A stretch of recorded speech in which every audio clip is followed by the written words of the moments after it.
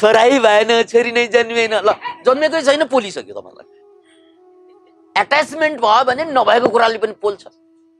भएको छोराले त के गर्छ गर्छ त्यो थाहा नै छ, नभएकोले धरि पोल्छ।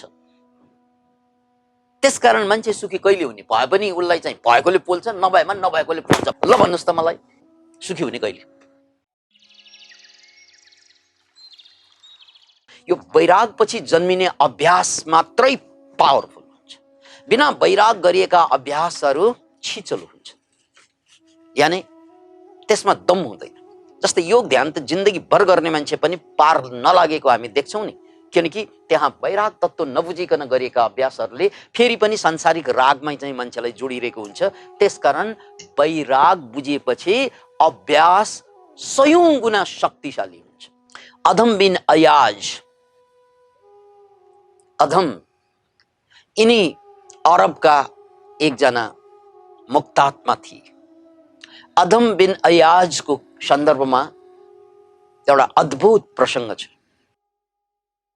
उनी मरुभूमिमा बस्ने अक्सर, किनकि अरबियन मुलुकमा धेरै ठाउँमा मरुभूमि पाइन्छ, अक्सर उनी मरुभूमिमा एकान्त वास गरी बस्थे, एकान्तमा साधना गरी बस्थे। र बिस्तार बिस्तारै यो मरुभूमिमा फुलेको गुलाब यसले चर्चा पाउँदै गयो, किनकि गुलाब फुलिसकेपछि टाढा टाढाबाट माउरीहरू आउने गर्दछन्। त्यस्तै अधम जब साधनारत हुँदै थिए, उनी भित्रको ट्रान्सफर्मेसन, चेन्ज सुरु भइसकेपछि अब उनी लोकलबाट बिस्तार बिस्तारै नन लोकल हुँदै गए। भनेको मतलब जसरी एउटा फुलबाट सुवास निस्केपछि फुल लोकल हुन्छ एकै ठाउँमा मात्रै, तर त्यो सुवास लोकल हुँदैन, त्यो जता पनि पुग्छ, जहाँ पनि पुग्न सक्छ। त्यो फुल एउटा हुन्छ, सुवास एउटा भन्ने नै हुँदैन, जसले सुँग्यो उसको हुन्छ, त्यो त एउटा होइन अनेक भइदिन्छ। त्यस्तै अधमको मामिलामा पनि यही कुरा लागू हुन्छ। उनी मरुभूमिमा साधना गर्दै रहेका, तर जब उनमा ज्ञानको बोध भयो त्यसपछि उनलाई सुँघेर टाढा टाढाबाट मान्छे उनलाई भेट्न आउन थाले। बिस्तार बिस्तारै सुरुमा जनताहरू आउन थाले, पछि चाहिँ भाइ भारदारहरू आउन थाले, पछि त राजा महाराजा पनि उनलाई खोज्दै आउन थाले, त्यसलाई जो मरुभूमिमा बस्थे। अनि जसै जसै थुप्रै थुप्रै सबै तबकाका मान्छेहरू त्यहाँ पुग्न थाले, अनि धेरै मान्छेले आफूले सक्ने दान दिन्थे उनलाई। धेरै मान्छे अरू मरुभूमिमा बसेका छन्, त्यसकारण कसैले भोजन, कसैले कपडा, कसैले के आफूसँग जे छ लगेर दान दिने गर्थे। र त्यो दान प्राप्त कुरा पनि उनले सकभर त्यहाँ जम्मा हुने मान्छेहरूलाई चाहिँ फेरि बाँडेर आफैले दान दिएर पठाउँथे। यसकारण उनले कमसे कम आफूलाई चाहिने चिज मात्रै राख्ने गर्थे। र उनको चर्चा देशभरि, देशबाट बाहिर पनि भइरहेको थियो।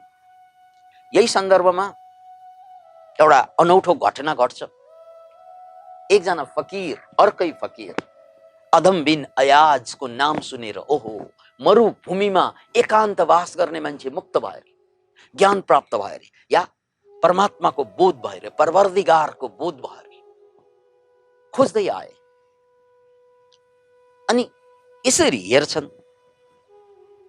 टम्बु त टाङ्गेको छ मरुभूमिमा, यसरी हेर्छ टम्बु तलदेखि माथि, माथिदेखि तल, गजबको टम्बु रहेछ।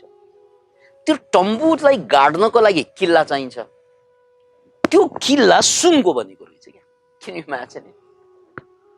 त्यो किल्ला यत्रा यत्रा लामा लामा किल्ला गाड्नु पर्छ, त्यो किल्ला सुनको बनेको रहेछ। फकीर अचम्ममा पर्छ, सुनको किल्ला त जिन्दगीमा देखेकै छैन। यहाँनिर कहाँ देखे त भन्नाले राजा महाराजाका नदेखेको सुनको किल्ला फकीर कहाँ देख्छ? अनि फकीरले अर्को फकीर अधमलाई सोध्छन्, गुरुवर, यो हजुरको टम्बु घरै छैन, हजुरको टम्बुमा बस्नु भएको छ, तर टम्बुको किल्ला सुनको देखिन्छ, टलक्क टल्किन्छ, सुनको हो यो भन्छ। सुनकै हो। झन् गजब हुन्छ। सुनको कसरी पुग्यो नि त हजुर कहाँ सुनको? दानमा आएको, दानमा आएको भन्छ सिम्पल्ली। त्यसपछि त त्यो फकिरलाई भित्रैबाट वितृष्णा जाग्यो, यो पनि त्यस्तै रहेछ। मैले त कस्तो नाम सुनेर, कति यिनको चर्चा सुनेर ज्ञानी भनेर यहाँ भेट्न आएको, यिनलाई पनि यो सुनको माया रहेछ। सुनकै या तेरी घरका मान्छेहरूले सुनको गहना लाउँदा लाउँदा त्यो हेर्दा वाक्क डिक्क प्याक्क भएर म जोगी बनेको। अब यहाँ फकीर भेट्छु, उनको पनि सुनको, त्यो पनि किल्ला।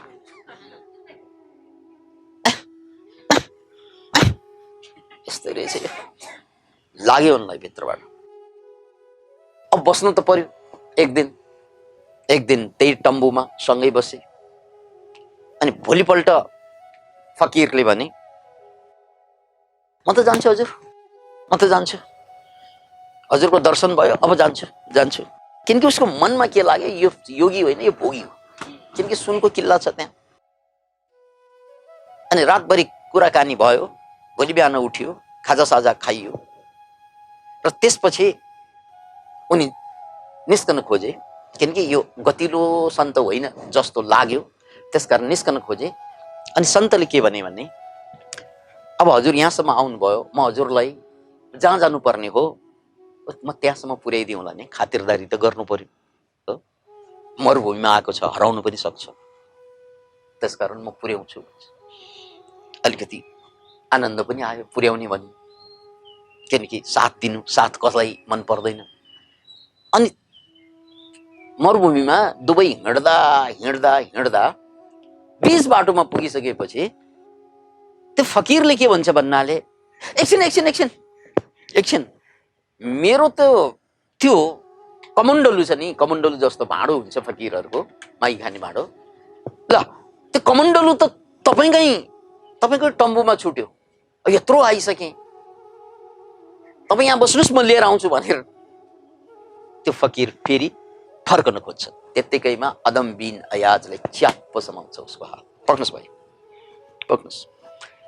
घर परिवार संसार छोडेर आएको मान्छे तपाईँ, त्यसलाई एउटा भाँडोको माया कति हेर्नुहोस् त।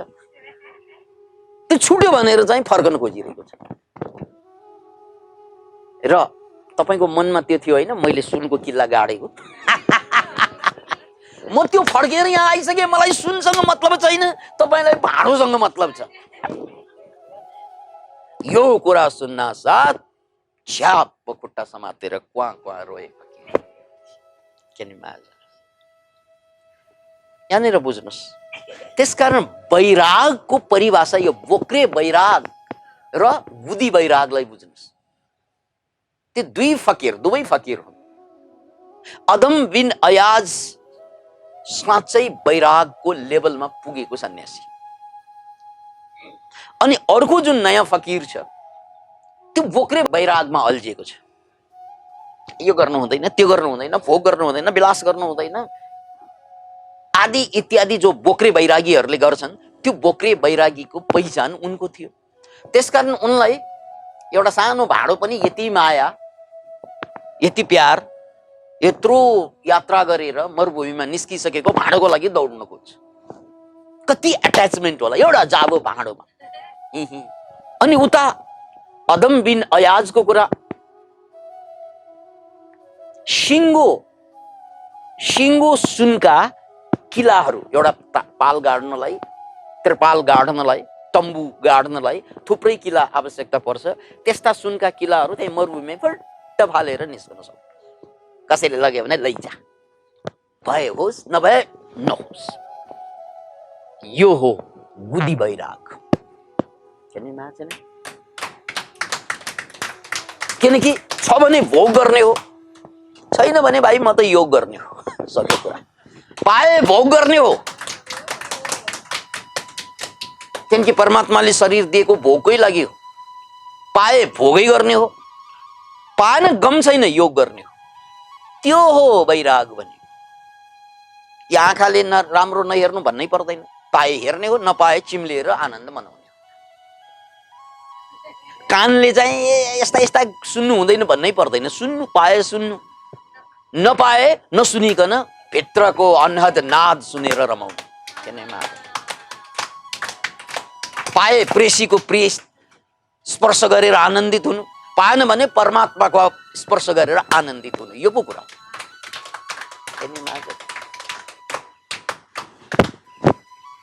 त्यसकारण हामीले बुझ्नुपर्ने कुरा वैराग भनेको यो छोड त्यो छोड त्यो छोड होइन, सबै जोड तर मनलाई त्यहाँ नजोड। Can you imagine it? सबै जोड तर त्यसमा मनलाई नजोड, यही वैराग हो। Can you imagine it? अहिलेको कथामा हेर्नुहोस् त, सुनै सुनको किल्ला छ हो, तर मन त्यहाँ जोडेकै छ। के फरक भयो सुनको किल्ला हुनु र नहुनु? अब अर्को फकिरको हालत हेर्नुहोस् त, एउटा जाबो भाँडो, त्यो पनि माग्ने भाँडो, उसको त त्यहाँ वस्तुमाथि मन यस्तो जोडियो कि टाढा गएको मान्छे फेरि कुदेर आउनु पर्यो। त्यसकारण समस्या सुन जोडेर हुँदैन क्या, समस्या मन जोडेर हुन्छ। Can you imagine?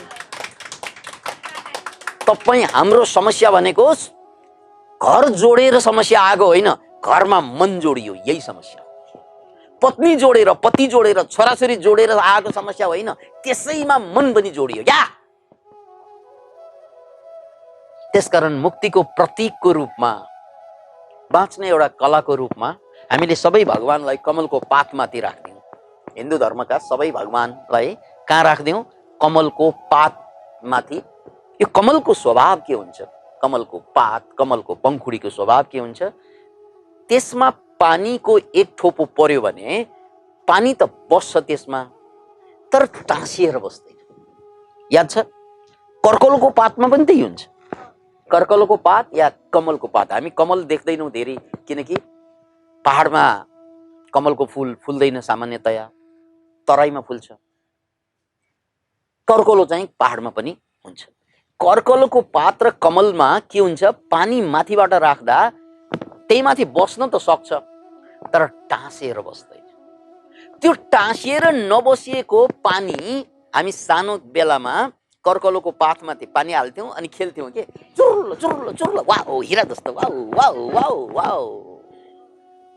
ए नटाँसिँदा त हिरा जस्तो टल्किने रहेछ नि त, टाँसिँदा पो बर्बाद हुने रहेछ। त्यसकारण सबै प्राप्त गर, के रे सबै प्राप्त गर, टाँसिने काम कतै नगर। सक्यो कुरा। यही हो वैराग। तपाईसँग भएका सबै कुरा जति तपाईँ 10 वटा के 50 वटा के 100 वटा के 1000 वटा भए पनि केही पनि फरक पर्दैन। मात्र फरक के हुन्छ? टाँसिएपछि फरक हुन्छ। Can you imagine? ओशो रजनीशको बारेमा एउटा आलोचना पत्रकारहरूले गर्ने गर्छन्। 93 वटा रोल्स रोयस।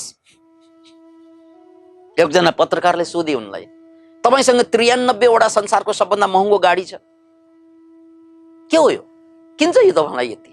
उनले मुसुक्क हाँसेर भने, सुन देयर विल बी 365। छिट्टै मसँग 365 वटा हुनेछ अनि हरेक दिन चाहिँ बाहिर प्रवचन गर्न निस्कँदाखेरि म फेरि 1 वर्षसम्म फेरि गाडी चढ्छु भन्छ।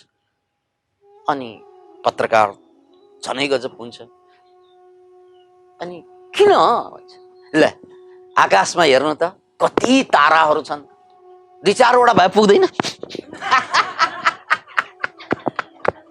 कहिल्यै सोध्नु भयो किन यति टाढा?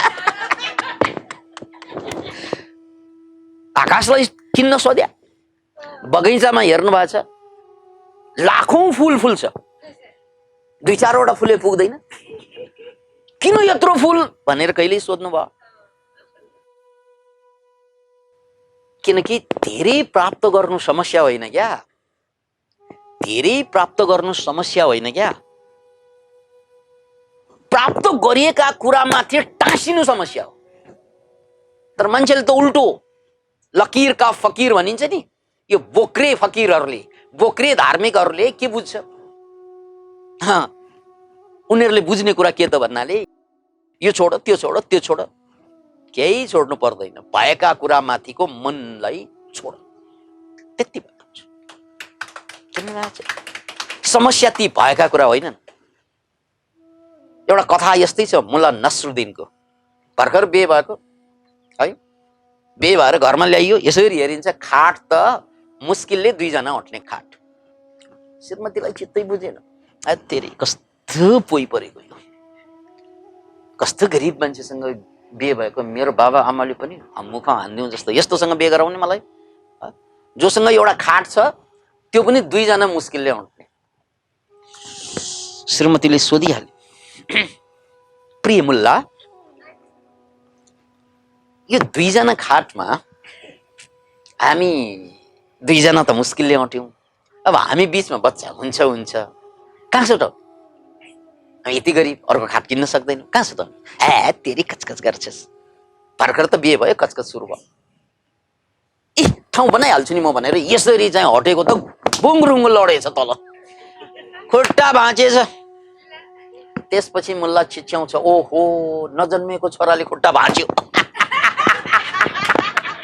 जन्मिएको भए के हालत हुन्थ्यो।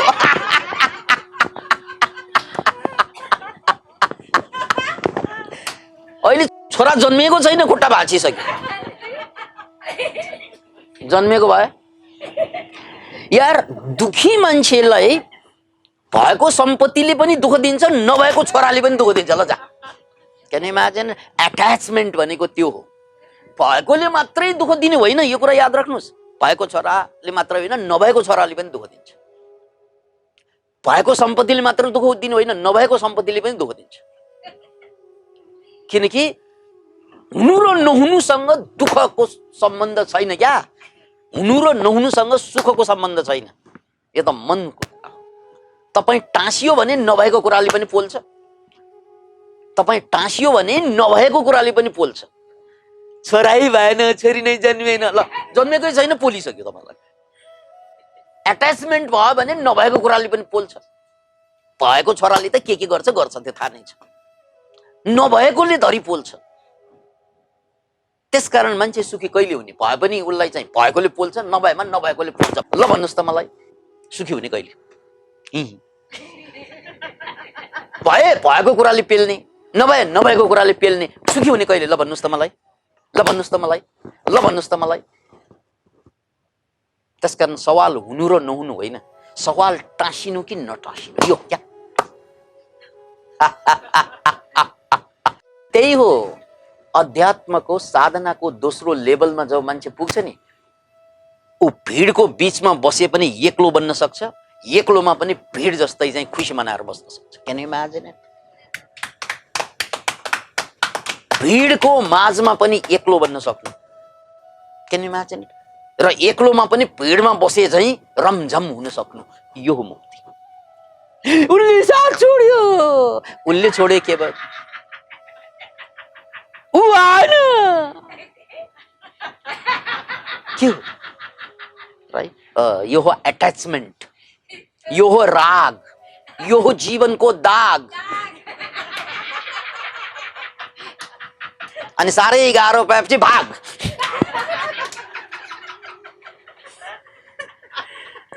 सो पतञ्जलिले भन्नुभएको यो दोस्रो लेभल यही हो कि वैरागको लेभलमा पुग्यो भने मान्छे भए पनि सुख, नभए पनि सुख, रागको लेभलमा भए पनि दुःख, नभए पनि दुःख। जय होस्।